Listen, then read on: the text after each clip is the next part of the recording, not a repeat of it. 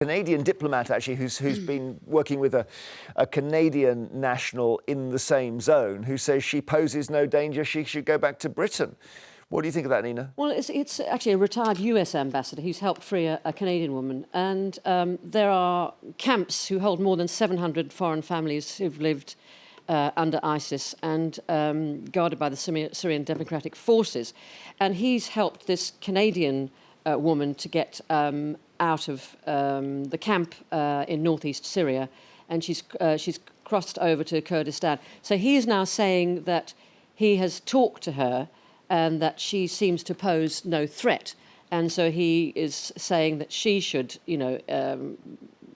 be free to come back here. But the thing is, first of all, you have to say she is a British subject. You can't get away from that unless her British citizenship is stripped from her.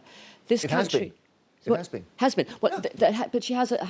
If she is, she's got a court case to try and get it restored. Well, exactly. Until the result of that court case, nobody can say what should happen to her, because if she is a British citizen, then she is our problem. Well, she's not ours anymore. That's the thing. She may get it back, but the issue here is surely looking at her.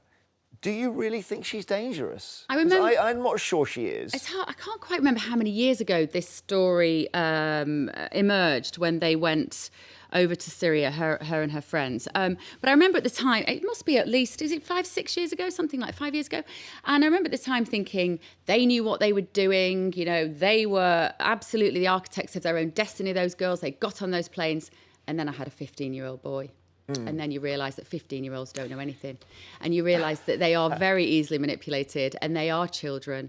And actually, I've got a 14-year-old. When you think about what 15-year-olds are actually like, they're idiots. They think they know it all and they know nothing. Well, that may be boys, No, no, girls, the romance. When you're that sort of age. I mean, decades ago, I used to edit a teenage magazine, and actually, teenage girls, they haven't changed. They may be outwardly more sophisticated or grown up by a certain age, but basically the same emotions hold.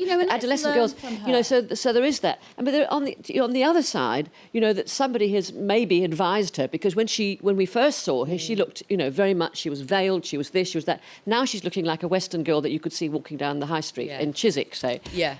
Or knocked over by a bike. Or cycling in Chiswick. I think, let's learn from her. She's still young. She was a child when she went over there. Get her back. Find out what happened. I don't know. Open the phones on this, you'll be outvoted 100 to 1.